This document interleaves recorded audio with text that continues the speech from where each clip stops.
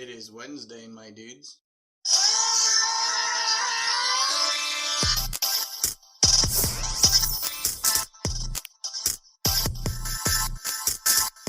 Welcome to another episode of Wednesday Toast. My name is Lex, and I'm here with my co-host with the most toast, Simon Toast.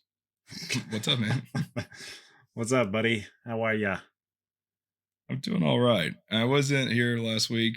I finally got bit by the infamous bug, and it's been about 9 days of just complete agony. So there's that. You got that first strain, dog. There's that. I did not get the vid at all during, the shutdowns or the big first wave where everybody was dying. And I haven't gotten it since, but for some reason, I got it this past week, and it knocked me on my ass, man. I thought people were joking. I thought it was all conspiracy theory. Yeah, it's kind of crazy because, like, that's probably how I felt on the first round. Because I've had it like 3 times, I think. Oh my God. At least twice. They say that your IQ goes down by like 4 points every time you get it. So that's why I'm so I really don't have 4 points. I really don't have 4 points to spare. So. That's what I'm saying, man. Anyway, but they, the first time I got it, it was not great. I didn't feel very good. I felt real achy, but not terrible. I had a lot of burning sensation up here in my nose, like in my sinuses. It wasn't terrible, but I mean, it was probably like the worst of the couple times that I've had it. So yeah, it started like that, but then probably about day 4, it just took a turn for the worst. I felt like I got hit by a car, and it was coming in waves. Like I would have a crazy fever for a couple hours, and then I would feel fine. Damn, and then man. it was just up and down. Couldn't stop. I was like, couldn't feel like, I felt like I couldn't breathe sometimes. So it was like wheezing and like walking to the kitchen. I was like out of breath. So, and still trying to keep up with like working out, which is kind of stupid, but like not doing a lot. We just would like go on walks, and my walks would just be like a zombie. So it's real. It's been an interesting week. I feel fine now. I kind of have like a lingering cough, but it feels good to actually feel like a person. I don't know if it happens to you, but when I'm really sick like that, it doesn't happen often, but I get this like brain fog where I just feel just like out of my head. I can't think straight. Like time is passing weird, and it's just like I don't even feel like a person, man. For sure. I mean, that's kind of something I still get. Like, I think I have a bit of the long COVID. It's really since I've had it, like I said, a couple times. I feel like I can't think sometimes. I feel like I haven't gotten a good night's sleep in a long ass time. The sleep has been pretty rough. Yeah, I definitely believe in the long COVID thing. Yeah, that's what everyone that has checked on me. Thank you, everybody that's listening that has checked on me. That's what they say. They're like, "Hey, man, hope you get better soon. Hope you don't have any like lingering symptoms." I'm like, Jesus, thanks. That's reassuring, I guess. Yeah, man.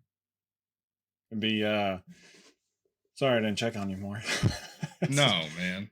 We talked, but we knew we were gonna talk this week. Do you feel like you're getting better breaths in? I felt like that stayed around for a long time for me. It's still because I have like this weird cough, it still feels hard to breathe. Like today I went for a walk, and it was still pretty hard to get around. Yeah, we'll see. That to this day, like I'm like, man, that like fucked me up for life. Yeah.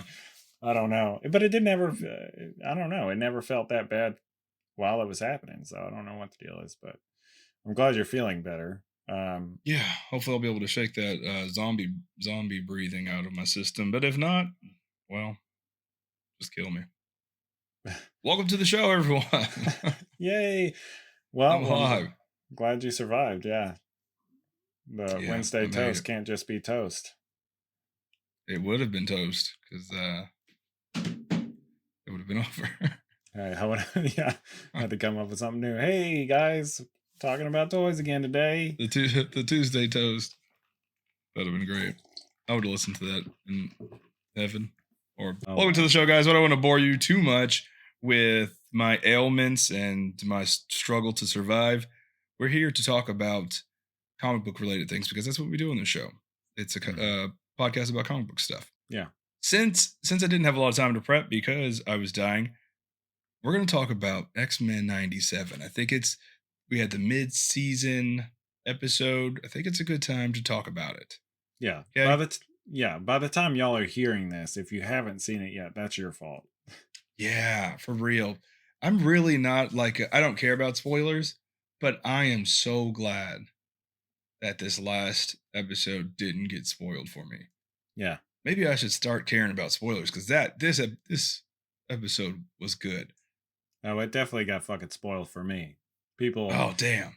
The thing about the toy photographer community is that they're like, "Oh, I can do this. This will be a great pick." And I can see that. The next day, there was somebody who took not even a great photo, which is the more annoying thing. Is like I was spoiled by like a not good photo. Like spend some time, make it really good. Yeah. But they're like, no, I got to be the first one. Before we talk about the latest episode, which is on everyone's mind right now, let's talk about what you think about the show so far. Maybe thoughts going into the show. I know we've talked about it before, but let's set the stage. Yeah, I cut that part out so no one else has heard our thoughts. Nice. Yeah, it's I've said it I think a couple of times here, but I feel like X-Men 97 is getting all those points that we thought it was. Like people have these nostalgia goggles on for whatever X-Men 97 is or X-Men was, and it's like actually the show's not that good, but X-Men 97 is everything that we were like, oh man, X-Men, I remember that cartoon, it's so good, the intro. Like it's all of those things. I've really been enjoying it, and I like that there are stakes. It's not like the old series where the most you'd have to worry about is someone getting shot out of the sky or something. Yeah, it felt very Monster of the Week back in the day. Which it still kind of feels like that a little bit. There's some like lingering questions, like who's talking to Storm right now? Like what the fuck is that thing? Yeah. That was and we'll talk about that was a weird kind of filler episode. I get kind of why they did it, but it was also very strange. I'm with you, and I think that's the best I've heard someone explain this show is that this is what people think the old show is. I not recently, but more recently than I think a lot of people went back and watched some of the story arcs that I consider to be the better ones of X-Men and the animated series and the final season, which is probably the worst one to watch in its entirety because it's so bad. So maybe that's why I had like such a sour taste in my mouth. And I have a complicated relationship with X-Men related media outside the comic books. So I had like zero expectations for this show. I mean, the bar was very low. But that first episode was so damn good, and I was almost upset that I enjoyed it so much. Yeah. I felt like I was betraying myself. I mean, just they were doing things and with the characters that you just think of that when you were a kid, like, oh, that'd be cool if they did that. Well, maybe you said this, or maybe it was Jay when I had him on. They were basically, I think you said it. It's like they're playing with the action figures. Like they're doing shit that you think of as a kid. Yeah. Like Cyclops boosting him around the room by boosting himself around the room using his repulsor blast. Like that shit's so cool. Badass. That was just cool. They got to do stuff like that in the movies. I'd use this show as the damn jumping off point for the movies, man. Just say that this is connected. It's fine. Yeah, I mean the watcher was there. Yeah, just do it, man. Who cares? It's good. It's a weird thing that a lot of people aren't talking about. Some people are talking about, but the showrunner, Bo DeMaio, was fired a week before the premiere. They hadn't really talked about it. he went silent on social media. He jumped back on social media for this last episode to kind of like give commentary, but they're still not talking about it a lot. But like, are they gonna, bring him back? Because no one's gonna want the show. The quality isn't gonna be the same for the second season. Maybe he can be a ghostwriter, Yeah, but that's what I would do. they'll Cut the just check. message him through his OnlyFans. I thought that was the deal, is that they found his Yeah. OnlyFans. I saw him on social that's media, weird. and He's a beefy. I scrolled through and I was like, oh, well, I guess he doesn't have to worry about it anymore now. He's a beefy dude, man. I don't know. I think he's really taken this show, and even though it still feels very episodic, there's still like a journey that he's going through. And the way he explained it is that these first 5 episodes are supposed to make you feel like we were kids watching the show. And then this big sort of event happens that, you feel safe. Everybody feels like it's the good times, even though there's, racism and things like that, it's still okay. Generally, we're living in an okay time. And then you have a big event. He said in his commentary, like 9/11, where the world gets kind of shaken up. And then you realize maybe it's not so safe. Maybe the world is kind of scary. And then it's sort of taking the show into a now-ish direction. I hope it's not Age of Apocalypse. Some people think it's about to like lead into that, but maybe. I'm sure it's fine. I love 90s. But I really appreciate the journey that we've been on so far. Yeah, and I thought that somebody had mentioned that this episode was kind of like oriented around like he's a gay man and shit that and I guess he's from Orlando or something like that, and he said it was kind of based around that Orlando club shooting, and like you feel like you're in a place that you like that. Oh, I like. Well, I mean, I didn't think about that. I like that that allegory. Yeah, but he's I don't like the Orlando club. You don't have to backpedal. I'm the one that said that. Anyway, but yeah, he said that this is what someone else told me, but it makes sense. Yeah. That you think that that's a haven for people just like you, and like everybody's safe. We're all a community, and then all of a sudden somebody comes in and starts destroying everything. I hadn't thought about that. Yeah, and he's in that. Yeah, he's in that episode, or towards the end, right before they're about to get blasted. Who? Before Bo DeMaio, he's on the roof holding a lover right before they get zapped, but they don't get zapped. And before we talk about this episode, do you have a favorite episode outside of this one? I don't know. It's so, like a lot of media, sometimes I've forgotten what I've watched. Like it just I get that. Comes and goes. But I really like this one. The Goblin Queen episode was really good. Really well done. So good. And I realized that, the taste in women that I have makes sense. It's all starting to make sense. Yeah. X-Men. It was a great episode. It all comes down to like these action scenes. I think that they do that so well. And it looks so good. And it's not I don't feel like it falls prey to, not that I'm complaining about this because I like these kind of shows, but Invincible is kind of like that American anime thing. We talked about this. And there's a lot of like Avatar is kind of like that too. And they use a lot of the same kind of processes, I think, to make their action scenes and stuff. But I don't know if X-Men does it. They kind of go a different route, but man, it's flashy.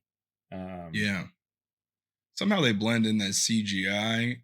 So sometimes they overdo it in shows and cartoons where they blend in the 3D animation with the 2D animation.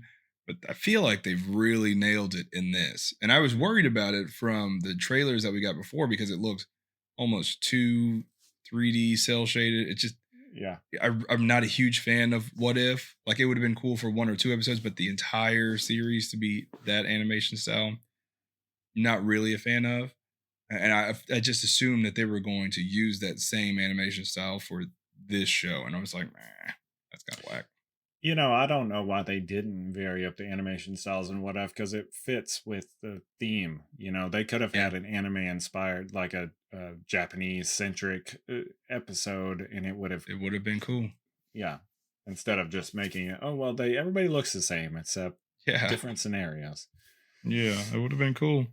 And one thing I want to take note of before we really dive into this episode is that Wolverine is the poster child for like Marvel at certain points and X-Men, and I feel like they haven't really even used him, which is kind of cool because that leaves room in the rest of this season, the next season for like these big Wolverine arcs. But he's kind of just been a background character. It's Yeah. really been like a Scott Summers love triangle, not really love triangle, but Scott Summers show, which doesn't really happen very often. Yeah, it is kind of interesting. Somebody else that I was talking to was talking about how they've been sidelining Logan, which is really cool. You don't see that very often with him. Yeah. It's usually all about him. He's had his own show, Wolverine and the X-Men before. It's cool Yeah. that they can branch out and actually give these other characters some spotlight, like major story arcs. Yeah, I like that a lot too because he was kind of like that. I feel like, I don't know, I barely remember, and I feel like it was like the old series was all Morph, Wolverine, Jean Hmm. Grey, and a Yeah. lot of Professor Xavier stuff, really. Yeah, yeah, yeah. It's good. I'm not a huge fan of that split episode with it was fine. Jubilee going into the Mojo verse and then Hmm. the life death part one. It just was kind of random filler, I guess, to soften us up, give us some room to breathe between Goblin and Queen becoming Madeline Pryor and going off on her own. So I get Yeah, it for the journey of the series, but it was kind of a filler episode for me. yeah, it was good. I mean, I don't know. Yeah, Yeah, they really. Maybe it's to flesh out the characters, like you said. I don't know. yeah, yeah. Because Jubilee's never really had a Jubilee adventure, and that was kind of cool. Dada, Bret Hart. Let's talk about this episode. This was episode 5, I believe, and Mm. it was called "Remember It." Mm-mm-mm. It starts out great, man. We're traveling to Kenosha with Magneto, Rogue, and Gambit, and it is beautiful. They're greeted by Madeline Pryor, who's just in a beautiful headspace. She went through her Eat, Pray, Love journey on Genosha. She's looking better than ever. And I really appreciate that the team still acknowledges their friendship with her, Hmm. because it's not her fault that she was a clone, but she Yeah. is there. They don't know how long she was there. She has all Jean's memories. I'm glad that they're not like, ugh, we don't know if we could talk to you. Yeah, that is one of the problems I had with that particular episode when they find out. It's like Scott Summers is like, I don't know what to think. It's like, dude, Yeah. y'all had a baby, okay? Yeah, yeah, yeah. Yeah, you're kind of off the hook on this one. You're not really the bad guy. And it's just a complicated situation. Yeah. Magneto gets invited by the council, and it's one of those things where, like, I genuinely think Magneto's trying to be a good guy, right? But this very much seems like a Magneto scheme. Like Hmm. he set all this up to be the lead. It seems like it, but I genuinely think that it's not the case. It's just like coincidental. Yeah. And we get to see Kurt Wagner, aka Nightcrawler. He looks the best he's ever been in animation Yeah. Love it. because Always. he was buff as hell in the old animated series, and he looks like he got electrocuted. He's great in this. Lots of like side nods to random characters in the courtyard. That was really cool. And Genosha looks great, and it was just happy times. And I knew it wasn't gonna last, man. Yeah. It wasn't gonna last. The Throughout the show, just like Scott Summers and Jean Grey, Madeline Pryor, there's been another love triangle, and it is with Magneto, Rogue, and Storm. We get sort of the backstory of Magneto and Rogue. No, Gambit. Storm, Gambit. That'd be cooler if it was Yeah, that's way hotter. and Brain Gambit. fog. we get some of the backstory. We get the actual backstory of Magneto and how he grew. I mean, how he courted Rogue. So that was kind of cool. It was cool, especially to see how she like they kind of talk about how she gets her powers and stuff, like her origin. Like they Hmm. really kind of get into the depths of the comic that you don't see a lot, which was cool. People instantly went to Twitter and they were like, "Hey, just to clear things up, how old is Rogue in this? Because it's very uh, much a grooming situation if she's a certain age." And Bodemayo said she's in her early 20s. Just to clarify that she is a woman of her own accord. Let her have some fun with Old Spice. Oh, are you talking Um, about when she's like younger? She was in her early 20s. yeah, when she first gets introduced to him. Mm-hmm. It did seem that way. And yeah, It kind of yeah, seemed she like a was just grooming thing. yeah, she was smitten by him, and he looks like the bad guy from Hunchback of Notre Dame. He is evil. Yeah, I like that they did the nod with the Savage Land outfit or whatever. She's, Yeah, I yeah, guess that that was was a really cool. cover or something. Yeah, that was really cool. It's I like it, man. Get poor Gambit. So Magneto. The Council wants Magneto to sort of rule over Genosha. Hmm. And he says he'll only do it if Rogue is his queen, and she's going to take his offer. And she basically tells Gambit, "It's because I can't touch you. That's why." And I mean, I get it. It seems like kind of a shallow response, but in reality, she really can't touch anybody without killing them. Yeah, So, I mean, that's a deal breaker, I would imagine. yeah. Am I going to pick? I like both of these guys. I could touch one of them, and I can't touch the other guy. So that seems like a deal breaker. Some things are more than skin deep. He did. That one Salute. got me. I was like, dang, this scoundrel's got me, man. He's got my heart by the strings. And then they have this very sexually charged dancing moment between Magneto and Rogue. And I'm like, this ain't for kids, man. So charged for being like in public. That was the thing This that I ain't was thinking about. I was like, this is like a UN thing. There's gonna be media. in my head, I was like, this is the X-Men I watched when I was a kid. That's why I'm a pervert as an adult. Yeah. Yeah. And also, I'm pretty sure we got acknowledgement that the senator is Mystique Oh, because really? she was kind of like she asked. They were like, Magneto can't be. And I don't remember if she's the senator, the blonde lady with the glasses, She whatever was she part is. of the UN. She was basically saying Magneto shouldn't be the leader of Genosha, and Emma Frost and what was it, Sebastian Shaw. They're Hmm. saying essentially he will only do it if he has an X-Men liaison, and it's going to be Rogue. And she's paused and she's like, what did she say? Like, did she accept it? And it was kind of like a concerned pause. And she's Rogue's mother. So I kind of took that as okay, yeah, she's definitely Mystique. We haven't seen Mystique. They haven't talked about Mystique. Also, is she confirmed Rogue's mother in this? Because she talks about her mother bringing her to, but doesn't mention Mystique then. Hmm. I don't know if she's confirmed in the show. I don't remember. That's the backlog. Another thread for the show to go into. Yeah. I All don't right. know. I don't know, Sherry. I don't know, Shelly. So it's just sad, Gambit's sad in his all white suit, and he's sad, man. Looking clean. Also, before we get into the back half of the episode, Jean is struggling with figuring out who she is, where she comes from as far as like timeline wise. Of course, short ass Wolverine goes to check on her, and she kisses him. Very cool. And Wolverine continues to be a gentleman in this. And he said, "Don't worry, you just kind of made a mistake, Bubba." Yeah. It's Scott Summers and Jean Grey. Them's the rules. Yeah. So Wolverine continues to be a gentleman and a scholar. I love it. Mm-hmm. But then we get this moment where Jean and Scott are talking in his head, where they're like, "Oh, Nathan, he reminds me of us." And they start kissing, and then Jean kicks in the head door, And she's like, "Yo, what the hell are y'all doing, man?" Uh-huh. Come to find out, he's cheating on her. Kinda.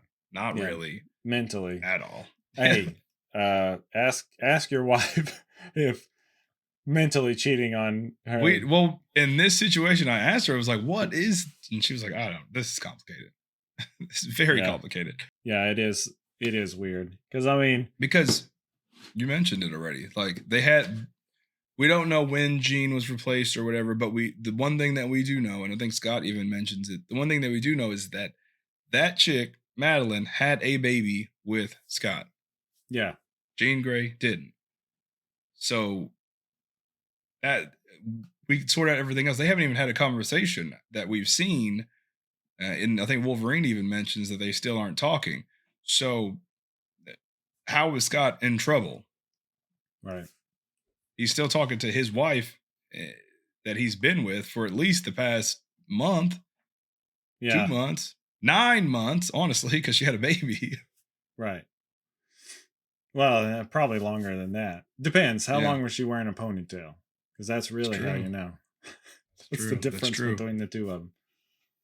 Look, just get with Madeline, Scott, and Jean get with Wolverine. Problem solved, man. Yeah, easy peasy.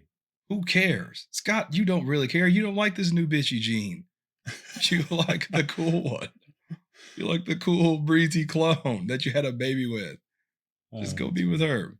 Old bitchy Problem Jean. solved. Come to find out, though, back to the gala on Genosha, Rogue is not going to do, even though she just had this like sexy promenade in front of everybody, uh, she's not going to go with him.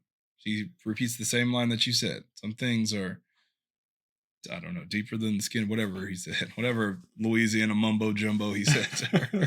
Some of that Creole bullshit. Yeah. And just as that happens, typical tragic romantic movie style, Well, not shit hits the yet. fan. Yeah, Oh, well, yeah, shit hits the fan. I think there's some yeah, realizations there. because back in Winchester, wherever they live, Jean has like a psychic attack and her nose starts bleeding. Then back on Genosha, That you know what Madeline that has a psychic attack and her yeah, nose starts bleeding. yeah, and then she goes outside to get some air, and that I don't know what that reminds me of, but it's definitely not the first time we've ever seen somebody like go out for air and then the windows get blown out and it's like what, Yeah, you know. But yeah, the seeing Cable appears for a that second, was that was crazy. and then she realizes that it's her son, Yeah, and and I was then like breaking it down, like when we talk to our wives, it's like nerd stuff. Like, hey, hold on, I pause it, and nobody wants to pause in the middle of this emotional moment. I'm like, the real moment here is that Cable was in the X-Men animated show, and they never acknowledged that he was Cyclops' son. It was kind of this like you had to read comic books to know that that was Cyclops' son, and so this Gene has worked with Cable in the past. That's why she knew who he was as soon as he walked up. And then it all clicked that it was actually her son. And she's like, press play, yeah, you stupid. thank you. No, I've been doing that just on the same note. I've been doing that with Fallout. And I'm like, oh, rad roaches Same. are these big roaches. And I'm like, and that's Same. Mr. Handy. He's like kind of a different robot all the time. He's always kind of weird. And Uh-huh. then we were talking about the ghouls. And I was like, yeah, so they go feral after a while, and Yeah, I've been pausing a lot in this show. I'm sure my wife loves it. yeah. Anyway, silly. It was cool to see her interact, and it was just sad, and it was cool to see Cable. I've always loved Cable. And even though I think he looks kind of stupid in the X-Men animated series. More of a satellite fan. Yeah. Stupid. And Sorry. he comes in and I've always loved his time machine thing because it's like a little cube. Mm, It's like time slide by one, and then he goes back. He's sorry, mom. yeah. That was sad. Cut And off the then music. Everybody get out. Cable is the that's the first thing I thought. It was like he's just the immediate old man at the party where he's like, cut off the music, you guys are being too loud. Get out of here, old man. Yeah. Golly. It was some crazy shit. Somebody, was it you? I don't remember. I see a lot of stuff on social media I just attribute to you. Mm. But it was like X-Men 97 turned from the fun nostalgia romp to like a Game of Thrones esque Yeah, it's thing. very Game of Thrones. And a Uh, lot of people are like, this is the whole second half of the episode. And I looked, it's only like the last 10 minutes. yeah, dude. I was It's just afraid. so much. I was afraid they were going to take out some of my favorite people. It took out a lot of people, man. I was really surprised. Not that these characters had been established in here or in the show. They're not main characters, but they took out characters like, for context for people that haven't watched that are only getting this information from our episode for some bizarre reason. This giant Godzilla kaiju type sentinel, which looked like a bug, Yeah, which if you've dropped on seen Genosha. if you've seen 8th MS Team, which 4 of you probably have, Yeah. the Gundam 8th MS Team, it reminded me a lot of like, I don't even remember what that big Zaku thing was, but it was like this giant, and it had like a giant beam. Reminded me a lot of that. Oh, it was eviscerating them. Yeah, it was shooting giant like Gundam plasma beams. Marrow was one of the first characters. It's a character from the 90s who could turn her bones, and she was one of the first ones I saw that get zapped. When they're kind of like, it happens, right? The Sentinel drops and everything explodes, and then for like 30 seconds we're witnessing our heroes kind of wake up in this aftershock situation and kind of figure out what's going on. Mainly Rogue. We're looking through the eyes of Rogue at this point. And so it's kind of the chaos around. Banshee's holding somebody flying over her and just saying, hey, run, pretty much. He gets obliterated instantly, which no one cares about Banshee. Banshee gets obliterated instantly. Magneto, which you would assume, Magneto's there. This is going to be fine. He'll just turn it into a giant ball and throw it into outer space. But I assume it obviously had some sort of alternate material that he couldn't manipulate. I thought Nightcrawler was going to be dead. Nightcrawler jumps in, saves Magneto and Rogue, but it seems like he gets hit still. And he's out. Yeah, I was like, dude, not my boy. You can't take him out like that. That's crazy. That'd be crazy if they did. But don't worry. He alive. He alive. I don't know why. I love the way Gambit talks, man. I know it's just like some Creole Louisiana nonsense, but it's a serious situation, and I have to have captions on because I don't know, I have mental problems. I don't know if everyone has captions on like that. I have to read while I do that too, just because I'm like, what did they? Oh, got it. And so I'm reading it, and it says "He alive" on the bottom. I'm just like, that's great. I think that Creole term is redbone. I believe that is correct. I mean, I know that the redbone also means other things, but I'm pretty sure that's a Creole thing. So if I'm saying it's correct. If I'm saying that, then I don't mean like Childish Gambino red. And if we're wrong, just correct us. Just let us know. We don't have a problem being wrong because I'm usually wrong. So, like you said, it's a Game of Thrones situation. I'm really worried about characters dying, but I'm also like not worried about characters dying. I'm like, oh, our main characters will be fine. This is X-Men, the animated series. There's no real stakes. It's a Sentinel getting dropped. Genosha's going to get messed up. This is a rinse and repeat. They did this a few episodes ago, right? This is just a bigger Sentinel with many Sentinels that can drop out of its abdomen, which was kind of cool. Like regular size Sentinels. That's how big this thing is. It has not many versions, like actual Sentinels, many compared to the giant Sentinel, which had 3 heads that rotated and could detect mutants, predominantly Omega level mutants, but also regular mutants. The intro to that was crazy because I was really curious what that was with the green. You see it like at first you just see these like weird domes of energy like blast, but before you see it, it was crazy intro before it actually like hits where they're at. Yeah. And this thing is just, we get a cool action sequence with Rogue and Gambit working together, just beating those two, just beating the crap out of multiple Sentinels are the absolute worst. Like the basic model Sentinel, almost look like pointless. They look like a dock worker. That's what's always cracked me Yeah, up, like the little purple beanie. the beanie. They're millions and millions of wasted dollars, is what I imagine, because they get beat almost instantly, always. And yeah, Gambit's cool. He's riding his motorcycle, doing flips. He's doing really cool stuff. So keep an eye on him. He might not be around very long. We talked about maybe Magneto just saving the day, maybe for a second, because he goes berserk and he pulls out a train and starts using it as a whip, just beating the shit out of this thing. But it doesn't work. No. Damn, what'd you think about that scene? Yeah, it was crazy. I was thinking of like there were probably people on that train. That's what I thought. Yeah. But yeah, you're sitting here thinking like something has got to stop this, or nothing is going to stop this. It's like, Yeah. especially being just so angry because you don't really see him use his powers like that. Mm-mm. No, it's usually pretty chill and reserved. He doesn't really let off the cuff at all. And then that's another reason why I'm kind of like, Magneto is trying to be a good guy because everything's going wrong, and you see him sort of like crying because it's all collapsing. Everything that he tries to do things the right way, or Charles's way, and it's falling apart. So he's like, why don't I just be a fucking bad guy then? This shit's hard. Like, being a good guy is hard. Yeah. Because I could just kill everybody. Problem solved. But he gets beat. The Morlocks. It's always their fault, man. Yeah. Well, they get in there and they do a pretty good job of trying to get him out, but yeah, man.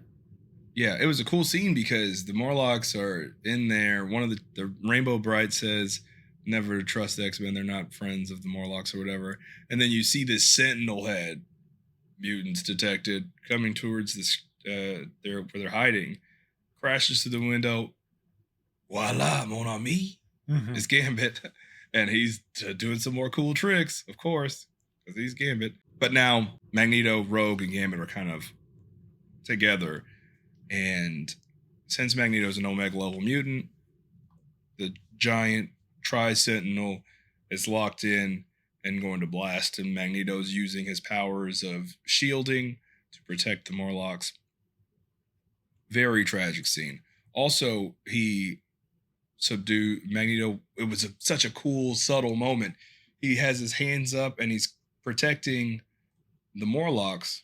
Leech is holding on to him, and he just waves his hand, barely, and completely traps Rogue and Gambit and creates this like metal bubble around them so they can't move.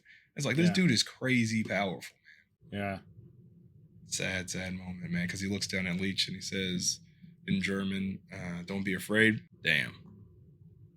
And then Omega level threat eliminated.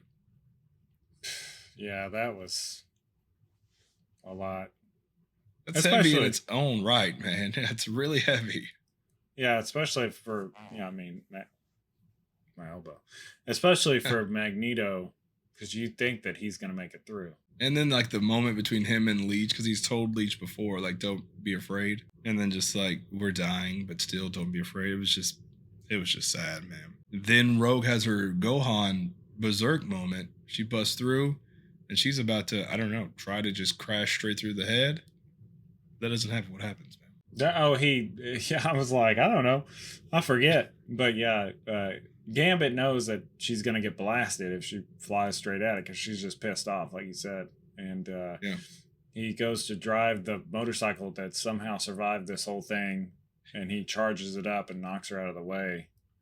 It's a Malibu. Is it? Yeah, that's why. What do you mean a Malibu? Isn't that what Jesse's old motorcycle was? It was a motorcycle that was at the old house. No, he had a Ninja 250. That's what it was. Yeah. For some reason, I thought it said Malibu on the side. I mean, it might have. Yeah, dude. That was an inside joke. Sorry, guys. There was an old motorcycle that just kind of followed us around throughout the years. Yeah, Ninja 250s are like looked the exact same for 3 decades, I think. Yeah. Anyway, he knocked her out, and I can't remember if he goes after it or whatever, but that's when it really like There Yeah, was because some like the Tri Sentinels are gonna attack the survivors on the building, which is like Nightcrawler, some humans, and then some other mutants. What were you gonna say before I interrupted?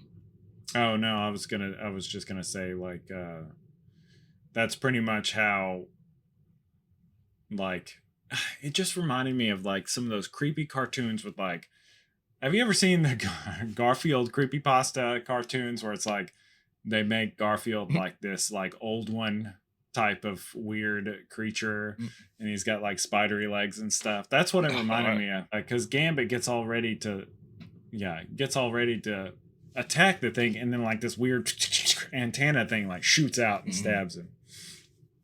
Dude, such a great moment. He's like running to it.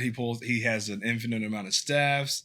Whatever, that's cool. He pulls a staff out and he charges the staff to give himself a boost.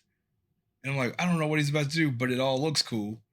And then, like you said, this tentacle just comes out and just stabs him. And I'm just like, it was a real gasp moment. Even my wife was like, what? Yeah. As he gets stabbed. And it's like, Magneto, a main character, just died. Why are we doing this? Game of Thrones. But that shit was cool. I didn't know Gambit could do that.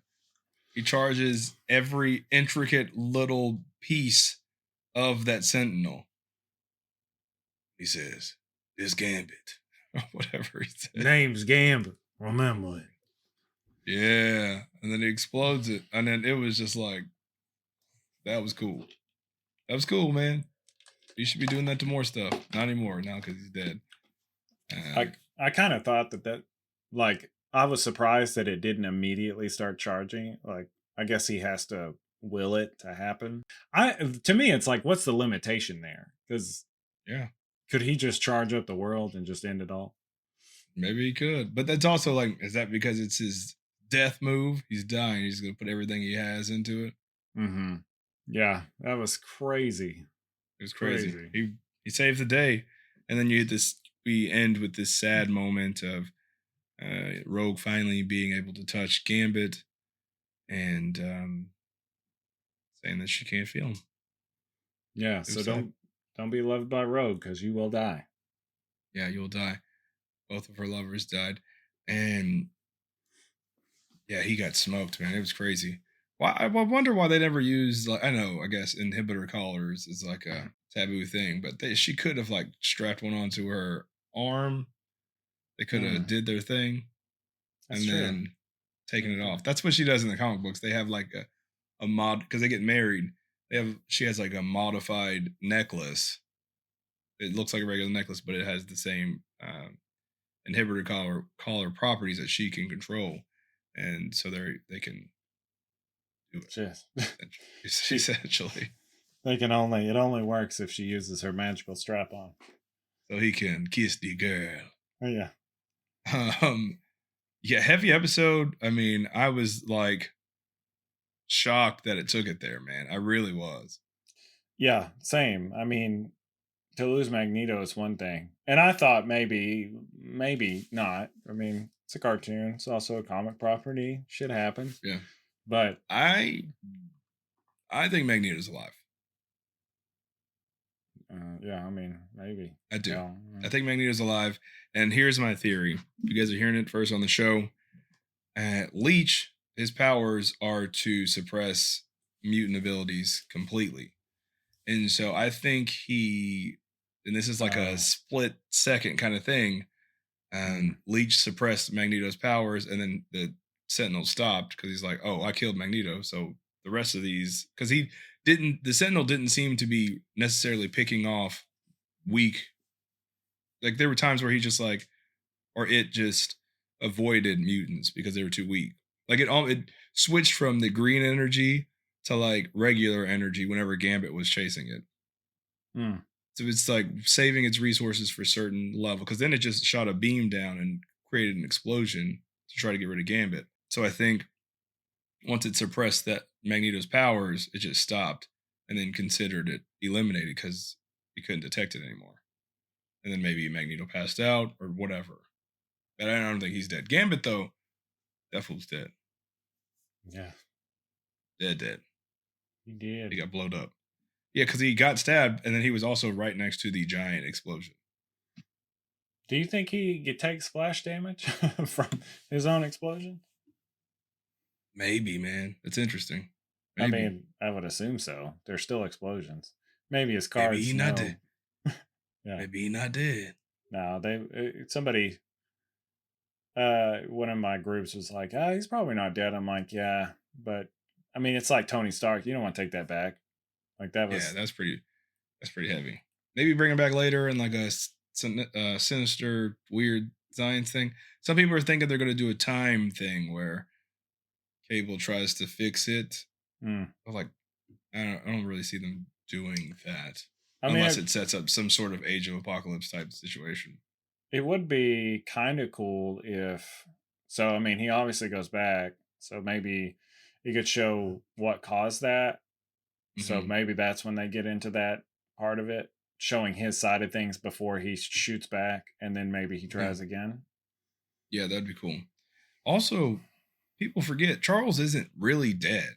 Like everyone's talking about Charles being dead, and that's kind of the main thing of the show is living after. But he's if they're going completely from the last episode of the last season, which they've said numerous times, he wasn't dead. He just went to outer space with Lalandra because he was in a coma. Mm. So that fool is gonna come back at some point. Oh, it's not like X-Men 3 when he transports his mind into an old black guy. It could be, Can and you then imagine? uses his powers to form the face into Patrick Stewart. Can you imagine waking up and being like, I feel like my penis is larger? Yeah, he was very intentional with that. Definitely have Great been waiting episode. for a long ass time for somebody to be brain dead. Looking for a brain dead black man. I think the next episode is going to wrap up the weird life death storyline, Hmm. and then I don't know how many episodes the season is, I heard like but 8 or 10 or but something. but they've already announced the second season, so that's cool, man. It's good TV. I think it raises the stakes really high for live action, Yeah. but in my head, just that's it. All that backstory. You got all the backstory of the old animated series, all the backstory of this. So you can skip all the origin stuff, just transport it to live action. Yeah. I think that would be cool. I mean, like you said, or what we were talking about earlier, in one part of the episode, you can see the Watcher in the background, right? So Yeah. it could definitely be one of those things that they just pull in some of the characters, or it's like an alt universe type deal. I mean, that's what they did with, I think, the X-Men now that exist, like Beast exists at the end of the Marvels.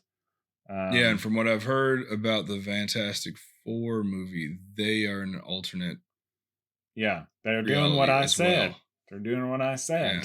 Yeah. Yeah, they did. That we have that on record, so cut us the check, please. If Buy only us they anytime. pick the actors.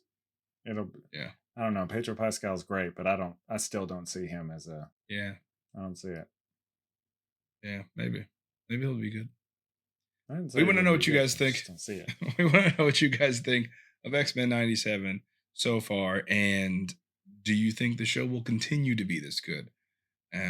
I think it's if it's not, I think it's still fine because it's been so good so far. You know, you can't be like it's got to only get better from here. I think it's okay to like have waves and or stay consistent. I think that's fine.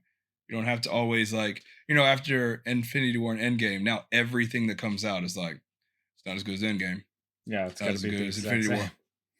It's like that movie was set up by like 23 other movies. Yeah, I Oh saw someone god. talking about that because what did RD RDJ won an Oscar, right, for his Yeah. Oppenheimer thing, and Yeah. somebody's like, "Would you be willing to get back on Marvel?" And somebody's like, "He's willing to go. Come on, Kevin." I'm like, "Why would you Yeah. want that back, man? That's just Why? ruins so much." Unless they did an AI thing, which would be all right, I guess. But even that, That would be like, the only way that I would be like it's perfectly fine. Or if it was just like an alternate universe cameo, yeah, not like the main version. Like he wasn't actually Iron Man. He's just Tony Stark in another universe or something. You know what I mean? Yeah. For Secret Wars. I don't think it should be an ongoing thing. It would be kind of cool. I know we're going off on a tangent, but it would be kind of Big tangent. cool if it's one of those things where War Machine or whatever exists. Like you just see it kind of like you see some shit happen in the background. He's a cameo part. It's like, Tony, we got to get you to whatever. And he's like, yo, bodyguard, go take care of that shit. And it's just like, Yeah. Like that kind of Terrence Howard. Yeah. Next time, baby. Baby. I mean, I think it would be cool to see. This is Secret Wars. Like, this is very fan casting. I don't really care and at all. I'm not someone that's like, this has to happen. I just think it would be cool. Just like I don't think that Tobey Maguire, Andrew Garfield, I don't think that makes that movie good. Mm-mm. But I also think it was cool to see, right? Yeah. It was cool to see all those guys together. Not saying that that's what makes the movie great. I don't even think that movie is that great. It is cool though. It is right? The fan servicey of fan service movies. Yeah, all that stuff is great. I love all those characters, so of course I'm like, yeah, this is good. Cool, not good. And I think it would be cool to see sort of a culmination of everything. So it would be cool to see like Wesley Snipes Blade, Tobey Maguire, Hugh Jackman, Chris Evans, Iron Man. It would be cool to see like all these, like the main characters of all the superhero movies just for a second and just have that like an appreciation moment. Yeah. Not that be the base of the movie where it's like, these are important characters. It would just be cool to be like, to have a second. You know, they had that A-Force moment where all the girls lined up where they never met each other. I think they could have a moment where all of these characters line up. Yeah. And just give each other a high five. Did you see the popcorn bucket that they did for Deadpool? What's his name made that? I don't know if that's official. It's the guy that makes the posters. Oh, I heard no, not that one. There's like, I saw the official one and they've got like mouths. I've like seen that one. I thought what's his name made that. The guy that makes all those fan posters. He's like the most popular guy that makes fan posters. I know what you're talking about. I can't remember his name. But he's the first person I saw posted it. I saw another one where it looked like a different kind of, but Kevin Feige, I saw an interview. Maybe this is all made up. I don't know. But it was like, the Deadpool popcorn bucket is intentionally lewd. That's funny. Maybe it was real. Let us know if you've seen it. We're circling the drain before we go on this popcorn bucket journey. Yeah, you're going to hear it. Thanks for listening, guys. I want to know what you think of X-Men 97. Also, would you want them to continue Spider-Man, the animated series, next? Yeah, dude. Let's talk about it. Absolutely. Obviously not on this episode, but that may be a future episode. We'd love to hear your thoughts for that future episode. Before we go, Simon, where can the people find you? Well, you can find me at Simon Toast on Instagram and TikTok, and that's it. Something like that. And you can find me Wednesday Poll everywhere else. All right, see you guys next week. Bye. Bye.